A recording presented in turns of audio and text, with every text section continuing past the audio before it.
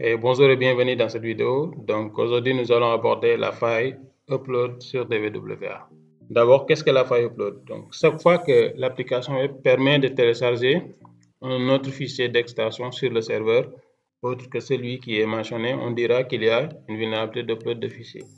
Donc supposons qu'il existe une fonctionnalité de téléchargement de fichiers dans l'application web et que seuls les fichiers d'extension .jpeg sont autorisés à être téléchargés. Donc lorsqu'un attaquant est capable de télécharger n'importe quel autre fichier d'extension tel que le PHP, le JSP, le HTML, etc.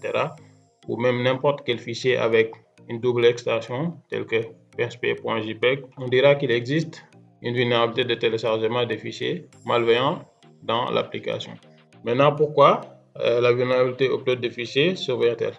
Donc, puisqu'un attaquant est capable de télécharger d'autres fichiers d'extension autres que celui qui est mentionné, il y a donc un certain type de problème de validation avec l'application, où l'application ne valide pas correctement les propriétés du fichier comme son nom, son type, son contenu et sa taille lors du téléchargement. Ne pas appliquer correctement les restrictions sur les propriétés des fichiers ci-dessus pourrait donc signifier que même une fonction de téléchargement d'images de base peut être utilisée pour télécharger des fichiers arbitraires et potentiellement dangereux à la place. Donc ce fichier peut également contenir n'importe quel script côté serveur qui compromettra l'ensemble du serveur lorsqu'il sera exécuté sur le serveur. On va passer à la pratique, on va aller sur DWA.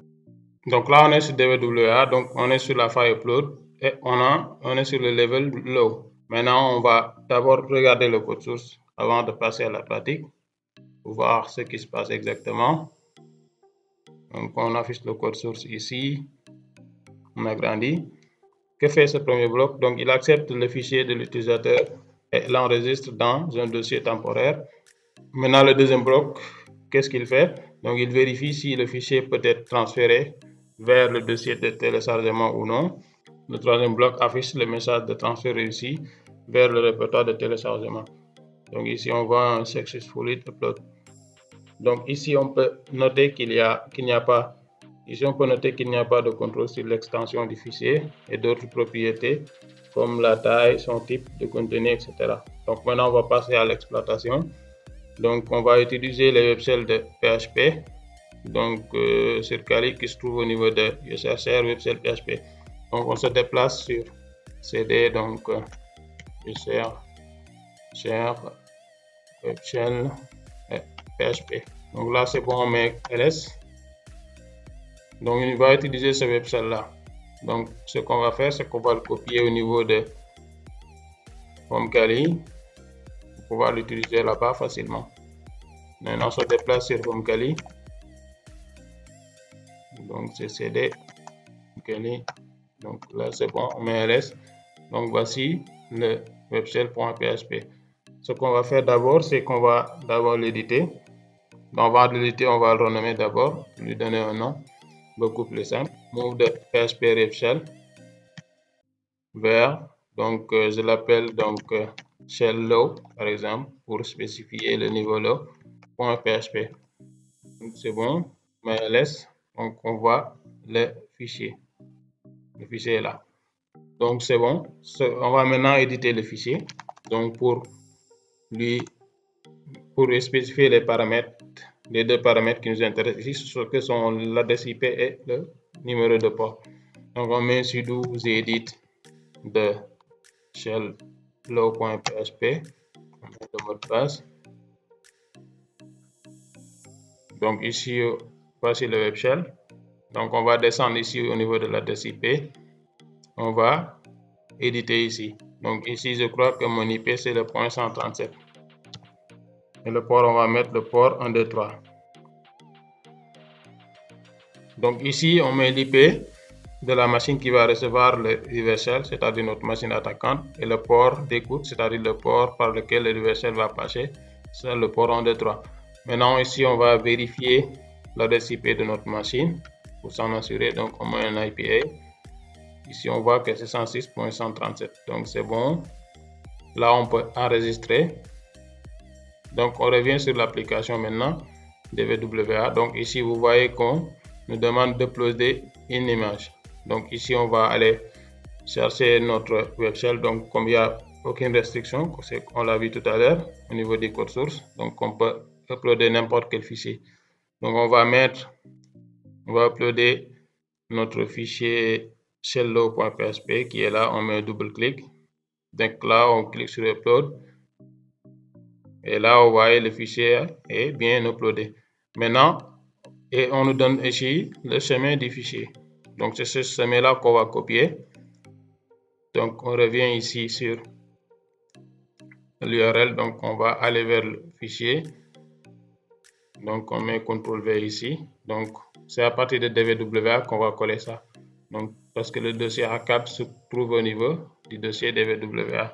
Donc ici, avant de lancer l'URL, donc on va lancer notre écoute pour recevoir le reverse shell. Donc on met netcat nc-nlvp de 1, 2, 3, 4. Donc on a vu que le port est spécifié au niveau du web shell et le port 1, 2, 3, 4. Donc ici on va mettre 1, 2, 3, 4. Et là, si on essaie d'accéder à l'URL, donc là on va recevoir un reverse shell. Si on revient, vous avez vu, on a un reverse shell sur la machine. Donc je peux commencer à taper des commandes système sur la machine distante. Donc ici, pour vous montrer que on est sur la machine Metasploit Builder, donc on met un IPA pour voir son adresse IP. Donc vous voyez que l'adresse IP est 192.168.133. Donc je peux mettre ID pour voir avec quel utilisateur je suis arrivé au niveau de cette machine. Donc on est connecté en tant qu'utilisateur www.data. Donc là, on peut essayer de faire beaucoup de choses. Donc se trouve où, par exemple, pwd. Donc on est sur la racine. On peut lister le contenu avec ls. Là, on voit le contenu de la racine. Donc ici, on peut se déplacer sur home, par exemple. C'est home. Donc on met pwd. Là, on est sur home. On peut lister aussi le répertoire home. Donc là, on verra les dossiers des utilisateurs sur cette machine. Donc ici, on peut commencer à faire beaucoup de choses. Donc on a accès sur la machine, quoi. Donc voici ce qu'on devait voir pour le niveau low. Maintenant, on passe au niveau medium. Maintenant, on va changer le niveau de sécurité à medium ici. On met submit. Ensuite, on va revenir sur la file upload. Donc, on clique sur upload ici. Maintenant, qu'est-ce qu'on va faire en premier? Ce qu'on va faire en premier, c'est qu'on va essayer à nouveau d'uploader le même fichier. Et on va voir si ça va marcher ou pas. Donc on met un double clic sur shello.php. Donc on met upload. Donc là, vous voyez qu'on a un message d'erreur. Donc ici, il nous dit que le fichier qu'on va essayer d'uploader, ce n'est pas une image. Donc on recule. Et donc là, on voit qu'il y a une protection. On voit que l'application renvoie un message d'erreur en disant que le fichier uploadé n'est pas une image. Donc ce qu'on va faire, c'est qu'on va aller voir le code source de cette page. Donc on va regarder le code source ici. On agrandit.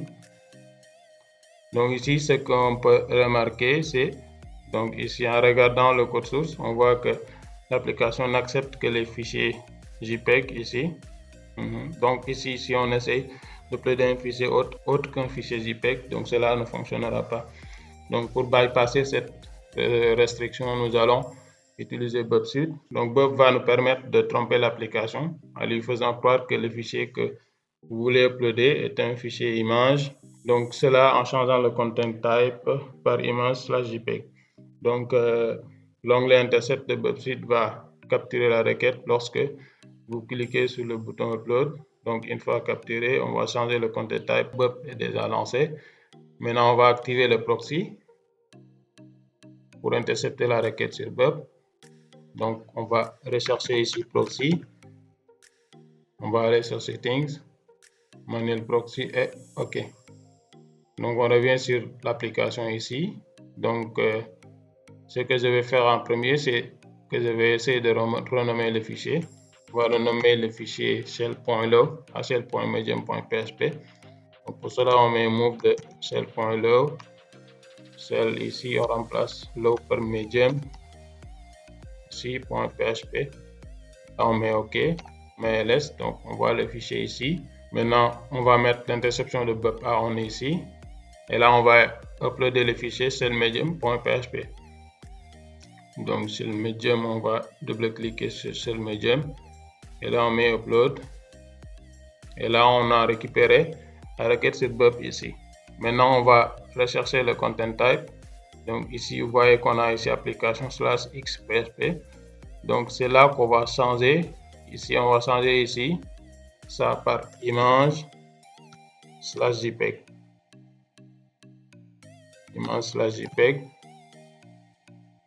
Donc, qu'est-ce que ce changement-là va faire? Donc, ce changement va tromper l'application.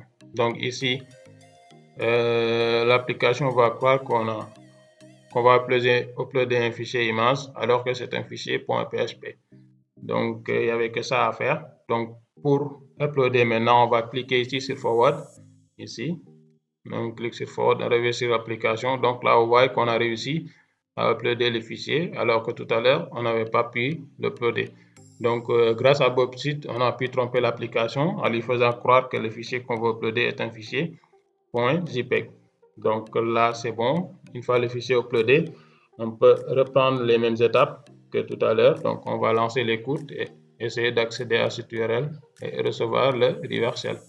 Donc, c'est ça qu'on va faire ici. Donc, je vais mettre nc-nlvp 1, 2, 3, 4. Et là, je vais copier le lien.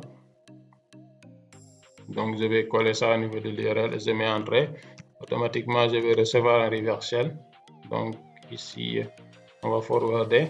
Donc, ici, vous avez vu qu'on a reçu un reverse shell. Pourquoi on a intercepté la requête? Parce que l'interception de BUP était sur on. Donc, vous devez juste cliquer sur forward pour qu'il laisse passer, quoi. Donc, et là, on a pu récupérer notre reverse shell. Donc, on met ID, donc on est connecté en tant qu'utilisateur wdata.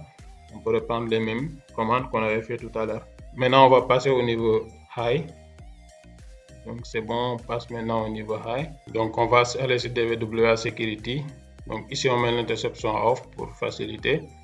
Donc, on va cliquer sur high ici. Donc là, on est sur le niveau high. On va aller sur la file upload. Donc là, on peut essayer de refaire la même chose aussi. On va essayer d'uploader à nouveau le fichier shellmedium.php. Donc, on verra que ça ne marchera pas. Donc, on met upload. Donc là, vous voyez qu'on a le fichier n'est pas un fichier image. Donc, on va aller voir le code source maintenant pour voir quelle protection a été mise en place. Donc ici, si vous regardez cette ligne, donc ici, on voit que l'application vérifie les extensions. Donc, accepte que les fichiers avec les extensions suivantes, JPEG avec les JPEG tout en minuscule, JPEG avec les JPEG tout en majuscule, et à l'autre JPEG aussi, tout en minuscule, et l'autre JPEG tout en majuscule. Donc, si on essaie d'uploader un fichier autre qui n'a pas cette extension, donc cela ne marchera pas. Donc, il y a aussi le fait que l'application aussi vérifie, donc aussi à l'intérieur du fichier pour voir si l'application, pour voir si le fichier qu'on essaie d'uploader est un fichier image. Donc pour cela aussi, on va utiliser une technique pour bypasser ça. Donc pour tromper l'application, on va ajouter un ZIF98 en haut de la backdoor.php, donc du webshell.php qu'on va uploader. Donc, pour faire croire à l'application que c'est un fichier image, quand il va vérifier le code. En plus de ça, nous allons mettre une double extension. Donc, on va mettre un .php.jpeg pour toujours faire croire à l'application que ce fichier est un fichier image. Donc, c'est cette technique-là qu'on va utiliser pour bypasser ce niveau qui est le niveau high. Donc, on va revenir sur ici sur le terminal. Donc, on met ls pour lister. Donc, ici, on a un shellmedium.php. Maintenant, on va déplacer ça, on va renommer ça à shellhigh.php. Donc, on met shellmedium.move de shellmedium.php vers shell. Donc, ici, je vais remplacer medium par high. Donc, pour remplacer medium par high.php, là, c'est bon. Si je liste, j'ai un shellhigh.php. Maintenant, je vais mettre un c12 edit de shellhigh.php. Donc là, tout en haut, je vais ajouter un ZIF98 pour lui faire croire que c'est une image. Donc ZIF98. Et je crois que c'est bon. Donc on a toujours les paramètres, l'adresse IP donc, et le numéro de port. Donc je peux sauvegarder ici et fermer. Maintenant, Pour pouvoir aussi tromper l'application, je vais mettre une double extension. Donc, je vais renommer les fichiers cellhigh.php vers cellhigh.php.jpeg par exemple. php.jpeg pour faire croire à l'application que c'est un fichier .jpeg. Donc, c'est une image. Donc, à partir de là, on est bon. Donc, on peut essayer d'uploader le fichier et voir si ça va marcher. Donc, on va venir ici sur Browse. Donc, on a cellhigh.php.jpeg. Donc, on va mettre un double clic ici pour uploader le fichier. Donc là, on va cliquer sur Upload. Et là, vous voyez que le fichier a été uploadé. Donc, on a ici cellhigh.php.jpeg qui nous donne le chemin vers le fichier. Maintenant, à partir de là, on va refaire aussi les mêmes actions. Donc, on va mettre l'écoute d'abord et on va essayer d'accéder à l'URL. On va essayer d'accéder au fichier cellhigh.jpeg.php.jpeg. Et là, automatiquement, on va recevoir le reverse shell. Donc, si je mets Entrée, donc c'est bon. Si je reviens ici, vous voyez que j'ai reçu le reverse shell. Donc, je peux refaire les mêmes commandes. Taper la commande ID, on est connecté en tant qu'utilisateur 3W Data. Donc, vous voyez qu'on est à nouveau sur la machine Metasploitable. Si je mets IPA pour vérifier l'adresse IP, donc on voit que l'adresse IP est 192.168.106.133 qui est l'IP de la machine Metasploitable. Donc là, on est bien à l'intérieur de cette machine. Ce qui met fin à cette vidéo. Donc, nous avons fait un peu le tour des différents niveaux de sécurité de DWA concernant la faille upload. Donc, j'espère que cela a été bénéfique pour vous et on se dit à la prochaine vidéo donc, qui va porter sur la faille XSS. Donc, d'ici là, portez-vous bien.